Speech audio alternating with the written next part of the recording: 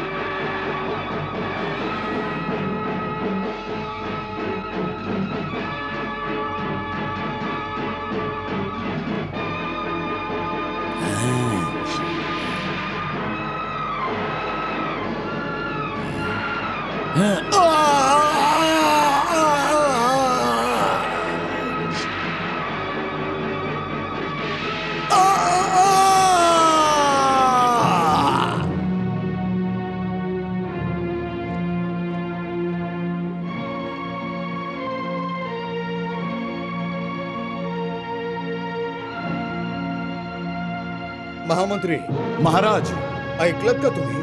होय महाराज। हा अजून एका स्फोटाचा आवाज होता। हा आवाज माझा क्रोध वाढवतो आहे महामंत्री। हा आवाज मला सांगतोय की अनिरुद्ध कोणी सामान्य योद्धा नाहीये। असुरेश्वर, अनिरुद्ध भलेही कितीही असामान्य योद्धा का असेना, परंतु तो मायासुराच्या समोर तर सामान्य योद्धाच आहे।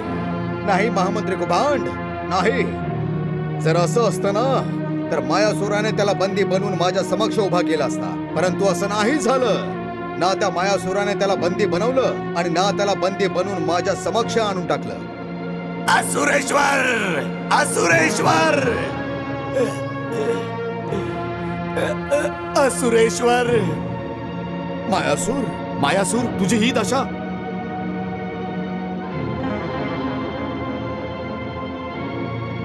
असुरेश्वर, माझ्या अंतिम प्रणामाचा स्वीकार करावा. मला खेद वाटतोय. मी अनिरुद्धचा वध नाही करू शकलो. मायासूर, असुरेश्वर.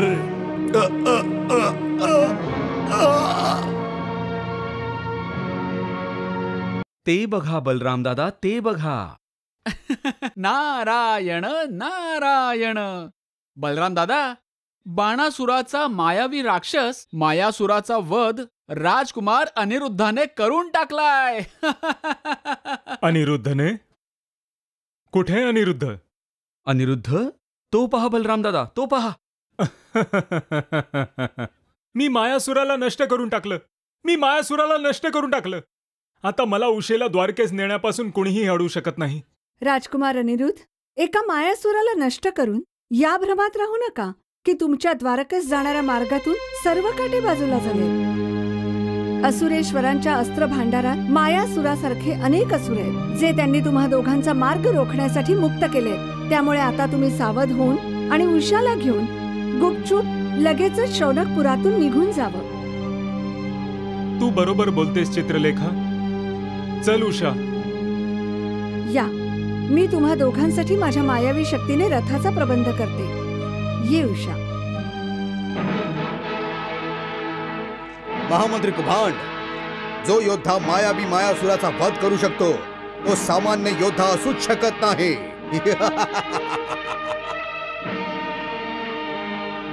अशा महायोद्ध्याशी युद्ध करण्याची माझी मनीषा आहे, जी आज पूर्ण होईल. कुभांड, आज माझे सहस्त्र बाहू शस्त्र धारण करतील याचा मला आनंद आहे. आज माझं शरीर, माझी शस्त्र शत्रूच्या रक्ताने स्नान करतील याचा मला अत्यानंद होत आहे. कुभांड, शिवजींचा आशीर्वाद आज सत्य होत आहे, यामुळे मी प्रसन्न झालोय. कुभांड, कुभांड, मला महायुद्ध करायला आज मिळणार आहे. महायुद्ध करायला मिळणार आहे. कुभांड, आज मी स्वतः अनिरुद्धाशी युद्ध करणार आहे. कुभांड, युद्ध.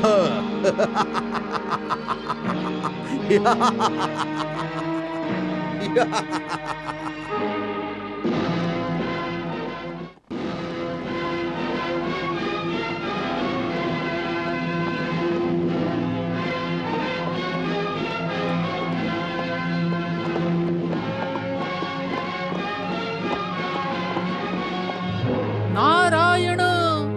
कन्हैया, बाणासूर त्याच्या सैन्यासह अनिरुद्धशी युद्ध करायला निघालाय आणि आपण इथे हातावर हात ठेवून बसून राहायचं, त्याचं सहाय्य नाही करायचं. नाही बलराम दादा, नाही. कन्हैया, तिथे आपला अनिरुद्ध एकटा बाणासुराच्या सैन्याविरुद्ध युद्ध करण्यास जातोय आणि आपण इथे केवळ दर्शक म्हणून बसून राहायचं. नारायण नारायण. बलराम दादा अगदी बरोबर बोलतायत प्रभू. काय अनिरुद्धच्या रक्षणाचं दायित्व आपल्यावर नाहीये? बिलकुल आहे, आणि सर्वात जास्त तर तुम्हा दोघांवरच आहे. तुम्ही दोघं अनिरुद्धचे आजोबाचे आहात. प्रभू, तुम्हाला लवकरात लवकर बाणासुराच्या नगरीत जावं लागेल. तुला हसू येतंय कन्हैया? काय तुला ही हसण्यावर नेण्याची गोष्ट वाटते? नाही बलराम दादा. तर मग युद्धासाठी तयार होत का नाहीयेस तू? बघत का नाहीयेस की बाणासूर अनिरुद्धवर आक्रमण करू शकतो ते? हो, तेच तर.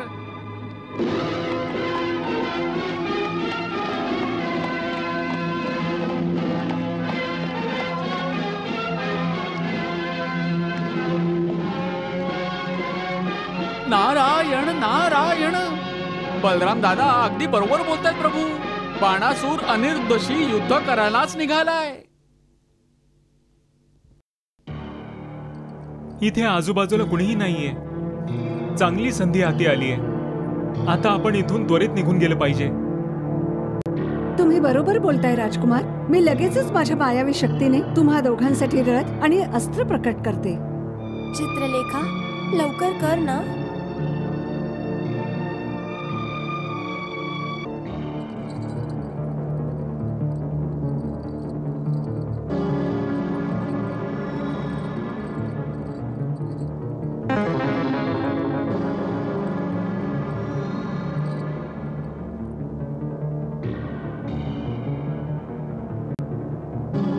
आता तुम्ही दोघांनी त्वरित इथून प्रस्थान करावं. चला.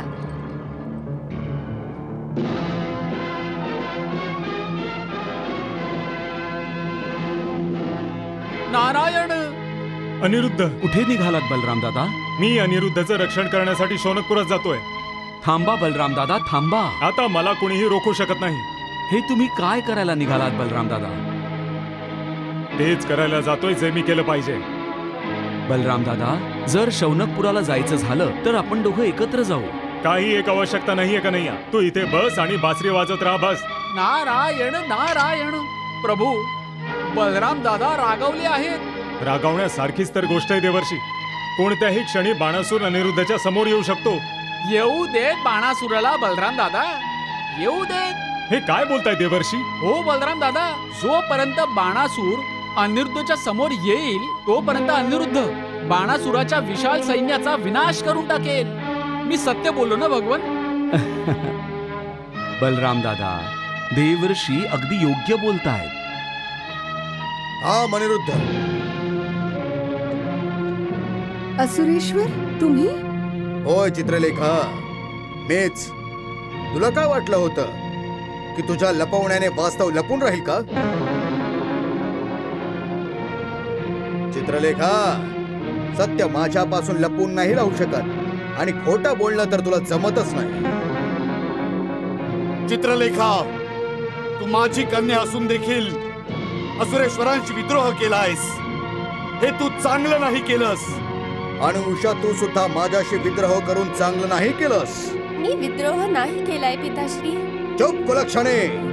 माझ्या माथ्यावर कलंकाची काजळी फासून चालली होतीस ना तू? हे बाणासूर, तुला माझ्या पत्नीवर खोटा आरोप करण्याचा काही एक अधिकार नाहीये. अनिरुद्ध, उषा तुझी पत्नी कधीपासून झाली? अजूनपर्यंत मी तिचं कन्यादान केलेलं नाहीये आणि ना की तुझ्यासाठी मी ते करेन. कारण मी तुला तुझ्या दानात कन्या नाही, मृत्यू देईन. मृत्यू, तुम्हा तिघांचाही मृत्यू. कारण तुम्ही तिघही जगण्याच्या योग्यतेचे नाही आहात. हे बाणासूर, तू असुरेश्वर आहेस, ईश्वर नाहीयेस. आणि जीवन आणि मृत्यू केवळ ईश्वराच्या हातात आहे. अनिरुद्ध, मी सुद्धा ईश्वराचाच पुत्र आहे. ईश्वरचा पुत्र, भगवान शिवशंकरांचा पुत्र, ज्याची बरोबरी करणारा या त्रैलोक्यात दुसरा कुणीही नाहीये. भ्रम आहे तुझा. ब्राह्मणे. हे बाणासूर, यात जराही संदेह नाही की याआधी जितके म्हणून असुर धर्माचा मार्ग सोडून अहंकार आणि गर्वाची शाल पांघरून निघाले होते त्यांचा अंत भयानक झालाय. आणि केवळ तुम्ही त्या उन्मत्त असुरांपैकी सर्वात अधिक शक्तिशाली आहात. त्यामुळे तुमचा अंत सर्वात जास्त भयानक होईल. अनिरुद्ध, माझा अंत करण्यासाठी ईश्वराला स्वतः उतरून धरतीवर यावं लागेल. माझ्या अंताची चिंता सोडून दे आणि स्वतःच्या अंताची चिंता कर. कारण तुझा अंत करण्यासाठी ईश्वर नाही तर असुरेश्वर बाणासूर आहे. बाणासुराचा एकच बाण पुरेसा आहे अनिरुद्ध. उषा, तुला घाबरायची जराही आवश्यकता नाहीये. चित्रलेखा, तू उषेला रथातून खाली उतरव. हो राजकुमार. ये उषा.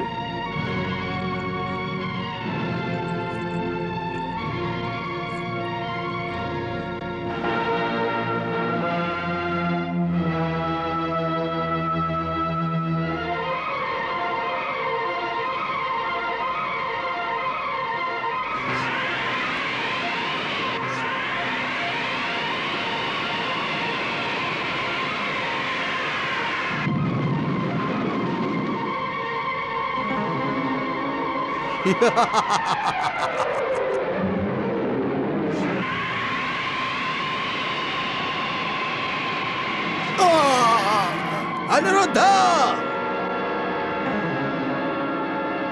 आक्रमण.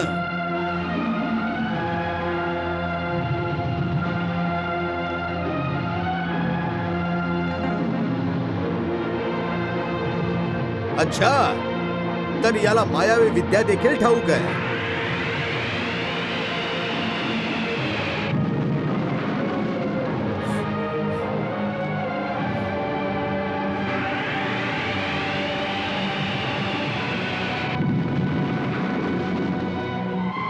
अनिरुद्ध!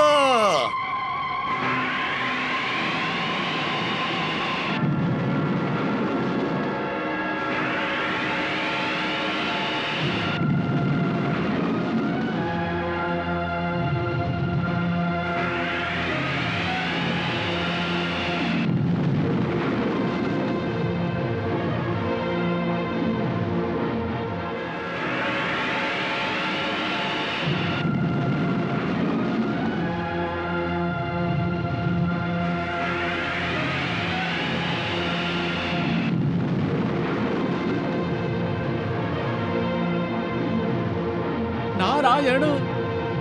बलराम दादा, ज्या स्फोटांनी बाणासूर आनंदी होतोय तेच स्फोट त्याची शक्ती क्षीण करत आहेत. परंतु आपल्या अनिरुद्धची शक्ती सुद्धा क्षीण होत जाते का नाही या? नाही बलराम दादा. हो बलराम दादा, अनिरुद्धची शक्ती तर तुम्ही आहात, भगवान श्रीकृष्ण आहेत. बलराम दादा, आपण दोघं शौनकपुराला पोहोचू तोपर्यंत अनिरुद्धने बाणासुराची जास्तीत जास्त शक्ती नष्ट केलेली असेल. परंतु आपण बाणासुराची शक्ती क्षीण होण्याची प्रतीक्षा का करायची का नाही? काय तुझा माझ्या बळावर आणि शौर्यावर विश्वास नाहीये? नाही बलराम दादा, उलट तुमच्या बळामुळे आणि शौर्यामुळे तर सर्व द्वारका नगरी निर्धास्त आहे. परंतु यावेळी आपण ज्या बाणासुराचा सामना करायला जातो आहोत तो बाणासूर सामान्य नाहीये. त्याला स्वतः भगवान भोलेनाथांनी त्यांचा पुत्र मानलेला आहे आणि त्याला त्यांची शक्ती देखील प्रदान केलेली आहे. बलराम दादा, स्वतः भोलेनाथांनी बाणासुराला महासंहारक अस्त्र प्रदान केलेली आहेत. बलराम दादा, बाणासूर अजेय आहे, तो अपराजेय आहे. कारण भगवान भोलेनाथांचा आशीर्वाद सुरक्षा कवच बनून त्याचं संरक्षण करतोय. आणि बलराम दादा, बाणासूर माझे परमभक्त प्रल्हाद यांचे पौत्र राजा बळींचे पुत्र देखील आहेत.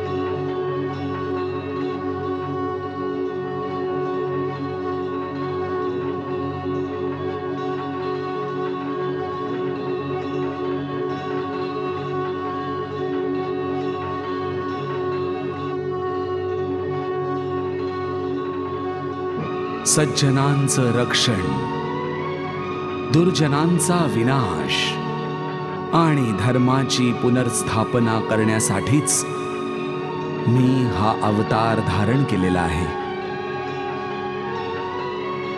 यदा यदा हि धर्मस्य ग्लानिर्भवति भारत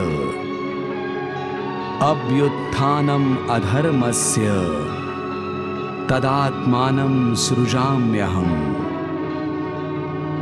परित्राणाय साधूनां विनाशाय च दुष्कृतां धर्म संस्थापनार्थाय संभवामि युगे युगे.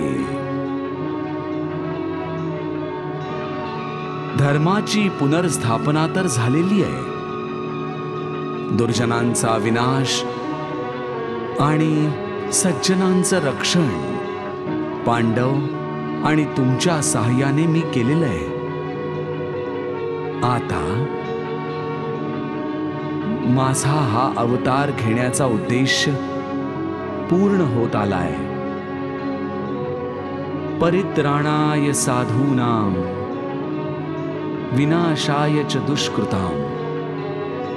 आता केवळ एक कार्य शेष आहे. बाणासूर जो या क्षणी धर्म आणि अधर्माच्या सीमारेषेवर मधोमध उभा आहे, त्याच्या अहंकाराला नष्ट करायचं आहे आणि त्याला पुनश्च धर्माच्या मार्गावर आणायचंय. आणि आता हे कार्य संपन्न करण्याची वेळ आलेली आहे.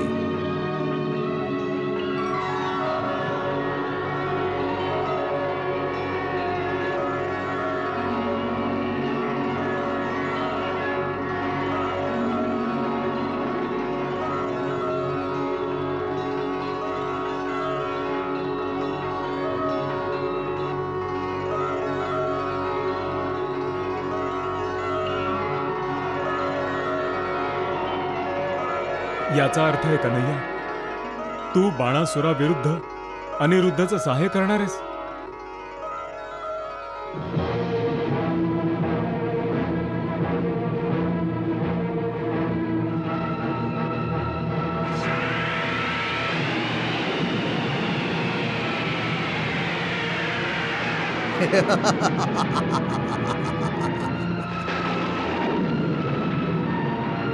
कुभांड, आता अनिरुद्धाची मायावी शक्ती नष्ट होऊन जाईल.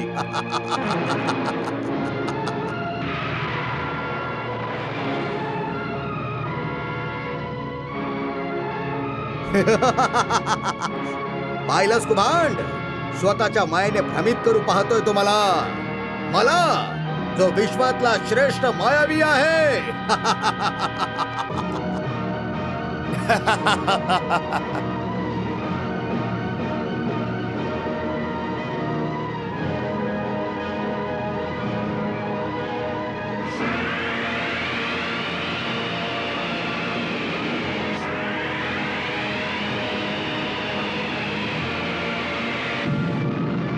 अनिरुद्ध,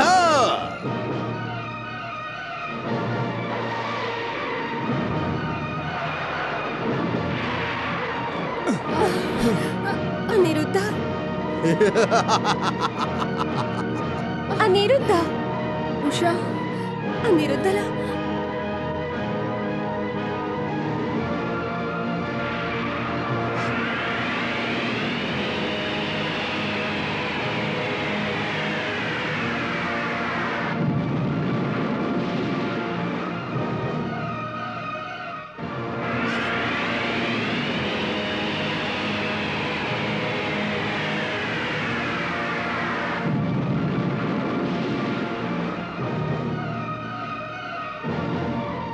आक्रमण.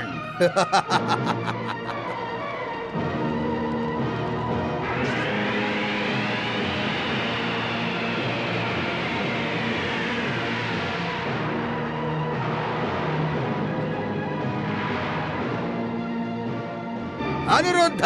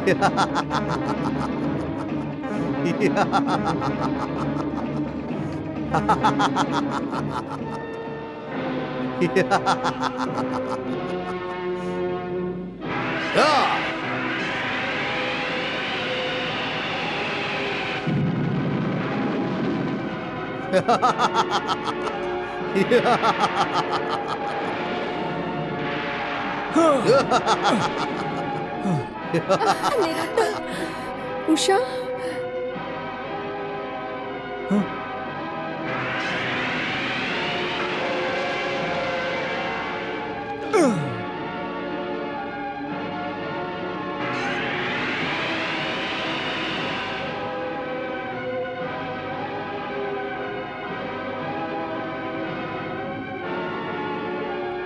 जर मी उषावर खरखुरं प्रेम केलं असेल, जर मी माझ्या मातापित्यांची प्रामाणिकपणे सेवा केली असेल, जर मी भगवान श्रीकृष्णांची निष्काम आराधना केली असेल, तर माझ्या या बाणाने बाणासुराची माया नष्ट होऊन जावी.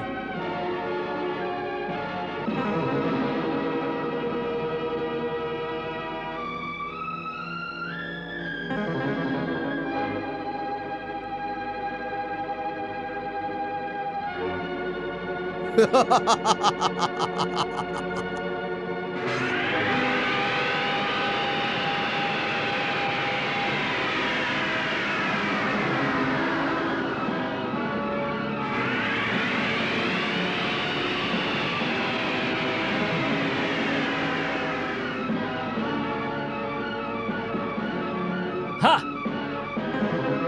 अनिरुद्ध,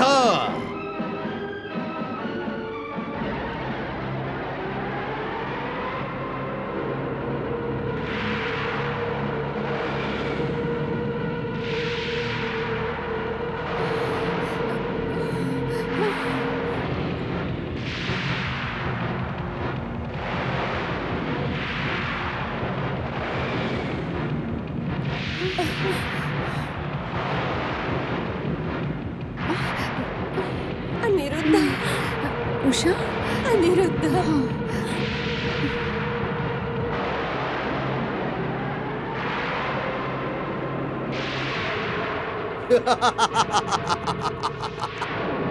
जाऊन पकडा त्याला, जा.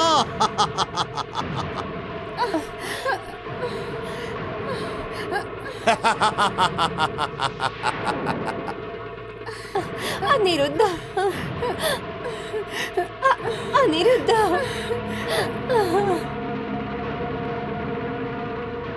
नारायण नारायण. प्रभू, अखेरीस अनिरुद्ध बाणासुराचा बंदी बनलाच बघा. अनिरुद्ध, नारायण नारायण. प्रभू, नाटकाची नाट्यमयता तर आता परमोच्च बिंदूपर्यंत जाऊन पोहोचलीये. नाटकाच्या नायकालाच आता खलनायकाने बंदी बनवलंय. आता काय होईल प्रभू?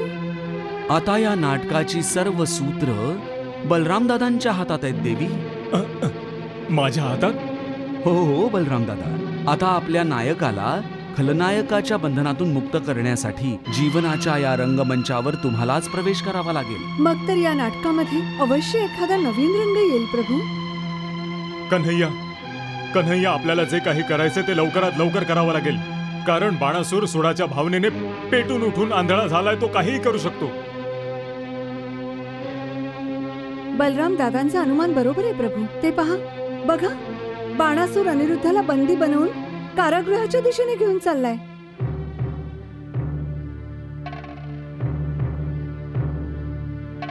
पिताश्री, पिताश्री, आमच्यावर दया करा. पिताश्री, आमच्यावर दया करा. आमच्यावर दया करा.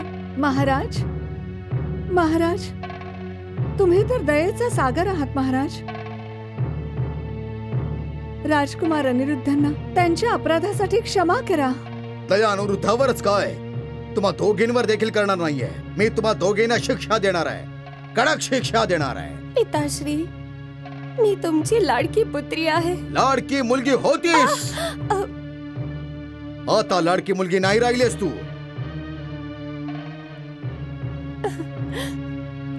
महाराज, लाडकी राहिली नाही म्हणून काय झालं?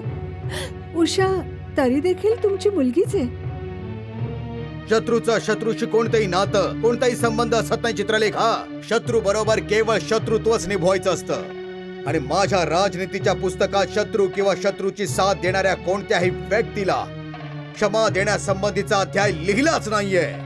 महाराज, जर आजपर्यंत अध्याय लिहिला गेला नसेल तर आता लिहून पूर्ण करावा महाराज. चित्रलेखा, तू तुझ्या मर्यादेचं उल्लंघन करतेस. पिताश्री, जर मी अजूनही माझ्या मर्यादेचं उल्लंघन नाही केलं तर अनर्थ होऊन जाईल पिताश्री.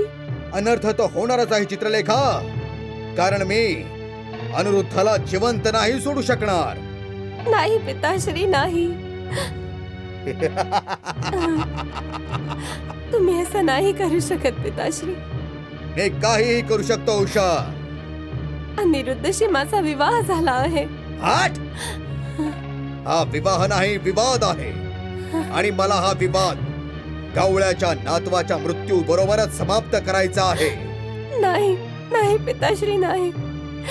राजकुमार अनिरुद्ध निर्दोष आहेत. ते माझं सौभाग्य आहे.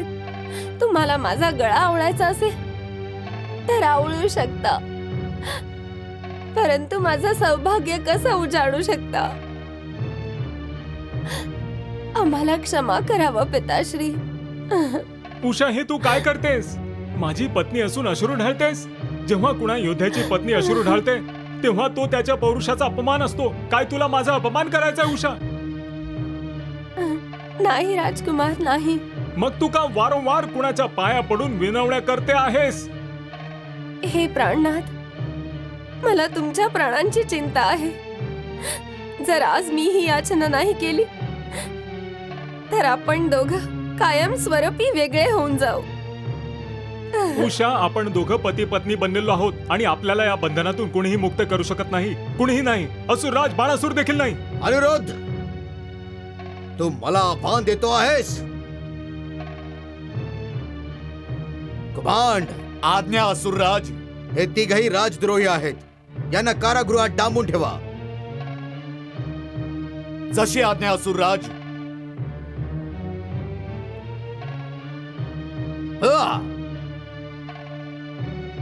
सैनिकांनो, यांना बंदी बनवा. कारागृहात घेऊन चला. चित्रलेखा, चला चला.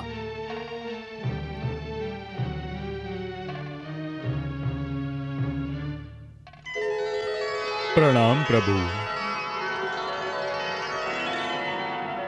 प्रणाम भगवन.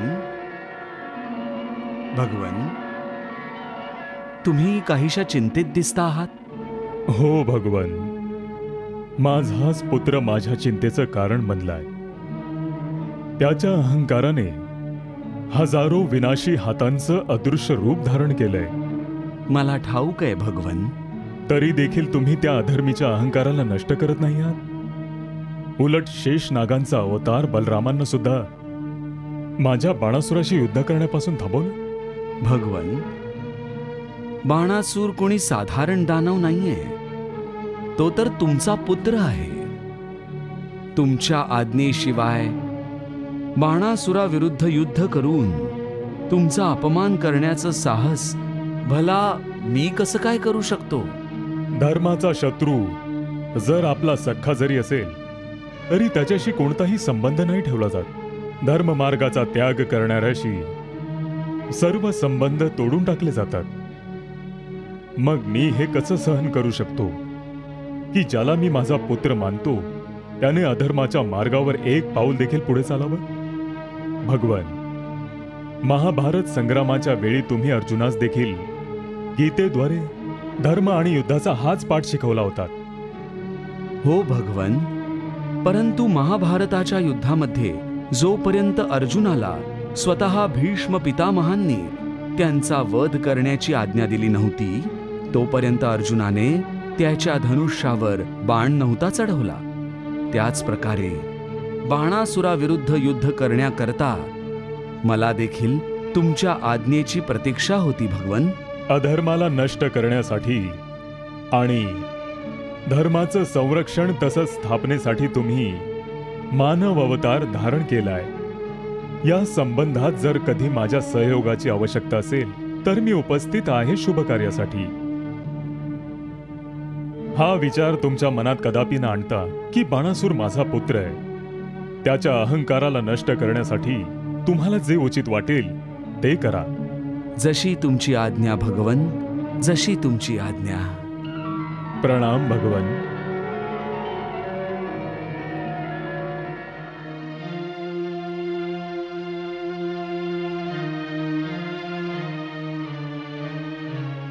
राजद्रोहांसाठी या कारागृहाहून चांगलं ठिकाण दुसरं कुठलं असू शकत नाही. पिताश्री, स्वतःच्याच मुलीला बंदी बनवून तुम्हाला असं वाटतंय का की तुम्ही असुरेश्वर महाराज बाणासुरांच्या प्रती तुमची स्वामी भक्ती पार पाडताय? परंतु हे उचित नाहीये पिताश्री, उचित नाहीये. बाळा, कुणीही पिता त्याच्या मुलीकडून धर्माचा पाठ शिकत नसतो आणि कन्या कधी पित्याची गुरु नाही बनू शकत. पिताश्री, जर तुम्ही माझं बोलणं समजू शकत नसाल तर तुम्हीच मला समजवा. तुम्हीच तर माझे प्रथम गुरु आहात. तुम्हीच सांगा की हा कोणता धर्म आहे जो स्वतःच्याच कन्येला मृत्यूच्या जबड्यात देण्याची शिकवण देतोय? पिताश्री, जन्मदाता कधी मृत्यूदाता बनू शकतो का? नाही पिताश्री, नाही. पिताश्री, मला ठाऊक आहे की असुरराज मला कधीही जिवंत सोडणार नाही. परंतु पिताश्री, एका अधर्मी राक्षस राजाच्या हातून मृत्यूदंड मिळण्यापेक्षा तुम्ही स्वतःच तुमच्या हातांनी माझा गळा आवळून टाकावा.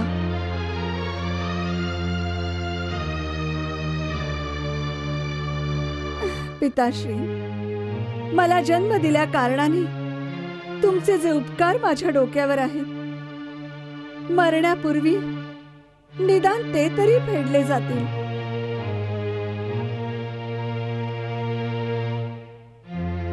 पिताश्री, मला बंदी बनवून माझ्या विवेकावर कोणतंही ओझं लादू नका. मी अपराधी असण्याची बोज घेऊन मरू इच्छित नाहीये. अन्यथा मेल्यानंतर देखील माझा आत्मा युगानुयुगे भटकत राहील. नाही पुत्री, नाही. हो पिताश्री, हो. माझ्यावर कृपा करा पिताश्री, माझ्यावर कृपा करा. आणि तुमच्या याच हातांनी ज्यांनी तुम्ही माझं पालन पोषण करून मला वाढवलंय, माझा गळा घोटून टाका. मी माझ्या हत्येचा आरोप देखील तुमच्या माथी नाही मारणार आणि तुम्हाला तुमच्या या पापासाठी क्षमा करून टाकेन पिताश्री, क्षमा करून टाकेन. पाषाणाच्या मूर्तीकडे याचना करून काहीही मिळत नसतं चित्रलेखा. तू काय या पाषाणाला तुझा पिता समजतेस? अगं, पिता तर तो असतो ज्याच्या छातीमध्ये प्रेमाचं हृदय धडधडत असतं. निर्दयीला स्वतःचा पिता समजण्याची चूक करू नको चित्रलेखा. हा महामंत्री कुंभाड, हा तर दास आहे, दास, असुरेश्वराचा दास, ज्याला स्वतःच्या पुत्रीकडे प्रेमाच्या नजरेने पाहण्यासाठी देखील असुरेश्वराच्या आज्ञेची आवश्यकता भासते. हा काहीही करू शकत नाही. इच्छा असून देखील तुझ्यासाठी काहीही करू शकत नाही चित्रलेखा. मी काहीतरी करायला हवं, काहीतरी अवश्य करायला हवं. मी माझ्या पुत्री करता काहीतरी करायला हवं, काहीतरी अवश्य करायला हवं. तू काहीही करू शकत नाहीस महामंत्री. जा, तुझ्या स्वामींच्या चरणांशी तुझ्या भक्तीची फुलं अर्पण करत राहा. अरे, तुला काय ठाऊक पिता काय असतो ते? मी काय करू, काय करू मी? मला तर काही सुद्धा समजत नाहीये. जर स्वामी धर्माचं पालन केलं तर पुत्री गमावून बसेन, आणि जर कन्या धर्माचं पालन केलं तर संपूर्ण आयुष्य जी मी माझ्या स्वामींची सेवा केलीये ती स्वामी भक्ती गमावून बसेन. काय करू, काय करू मी? कन्या धर्माचं पालन करू की स्वामी धर्माचं पालन करू? स्वामी धर्माचं पालन कर कुभांड, स्वामी धर्माचं पालन कर. भक्त भक्तीच्या व्यतिरिक्त काही करू शकत नाही कुभांड. भक्ताने जर भक्तीचाच त्याग केला तर त्याचं जीवन असफल होऊन जाईल. कुभांड, आज माझ्या समोर तुझं हे मौनच बाकी बोलत आहे की माझ्या प्रती असणाऱ्या तुझ्या स्वामी भक्तीच्या निष्ठेला तडे गेलेले आहे. कुभांड, दे कारागृहाच्या किल्ल्या माझ्याकडे दे. बाणासूर, तुला हवी तेवढी मनमानी करून घे, पण आता आम्हाला जास्त दिवस अजून कैदेत ठेवू शकत नाहीस. अधिक काळासाठी नाही, केवळ सूर्योदयापर्यंत. उद्याचा सूर्याचा पहिला किरण धरतीवर पडता क्षणी तुम्हा तिघांची मस्तके धडापासून वेगळी केली जातील. नाही असुरेश्वर, केवळ असुरेश्वराच्या इच्छेने या जगात काहीही होत नसतं. ईश्वराच्या इच्छेची सुद्धा आवश्यकता भासते. जर ईश्वराची इच्छा असेल तर आम्ही सुरक्षित जिवंत इथून बाहेर पडू. अनुरुद्ध, कदाचित तू आम्हाला हा संकेत देतो आहेस की तू तुझ्या मायेचा प्रयोग करून रातोरात इथून पळून जाशील. नाही अनुरुद्ध, कदापि नाही. कारण या कारागृहामध्ये कुणीही मायावीची कोणतीही माया काम करत नाही. कारण हे महामायावी बाणासुराचं कारागृह आहे. बाणासुराचं कारागृह. अनिरुद्ध, तू हे विसरून जा की तू महामायावी आहेस. जर कोणीही त्याच्या मायेचा प्रयोग केला तर त्याला त्याकरता भयंकर परिणामांना सामोरं जावं लागेल.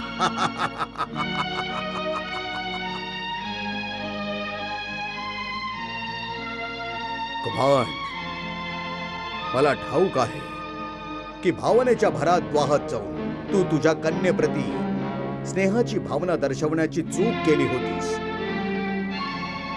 आणि हे विसरून गेलास की ही राज्याची विद्रोही आहे. कुभांड, ही तुझी पहिली चूक होती, म्हणून मी तुला क्षमेसाठी पात्र समजतोय. आणि जर तुझी इच्छा असेल तर माझ्याकडे क्षमा माग, नाहीतर या विद्रोहींसारखं उद्या मृत्यूदंडासाठी उभा राहा तू. पण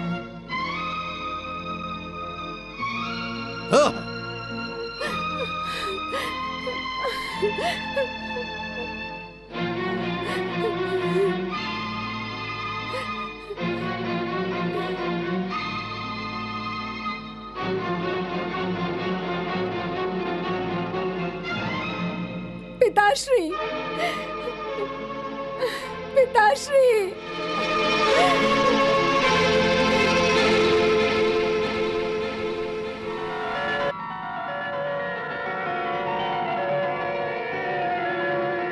प्रणाम प्रभू.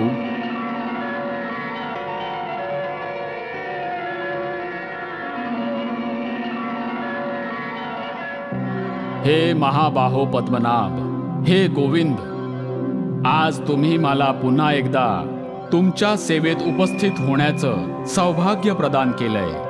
याचा अर्थ हाच आहे की तुम्ही माझ्या पाठीवर स्वार होऊन युद्ध करण्यास जाणार आहात. होय पक्षीराज, आज पुन्हा एक युद्ध अनिवार्य झालेलं आहे.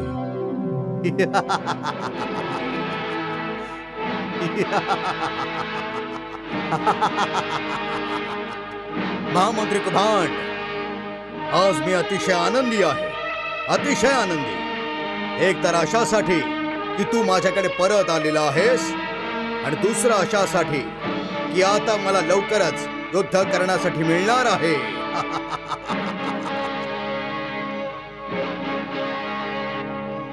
परंतु महाराज, हे युद्ध इतक्या लवकर तुम्हाला कसं करायला मिळणार?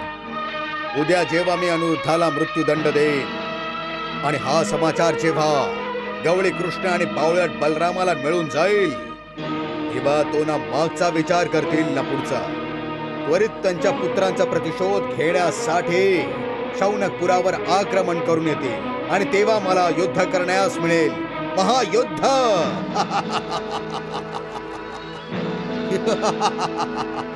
नारायण नारायण नारायण नारायण.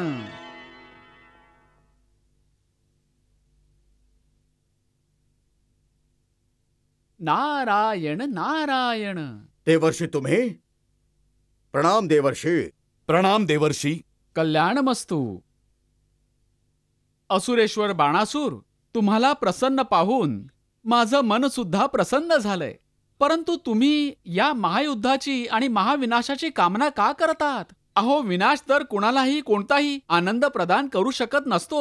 देवर्षी, एक क्षत्रिय योद्धा युद्धाची कामना नाही करायचा, तर मग काय भोजनाची कामना करेल?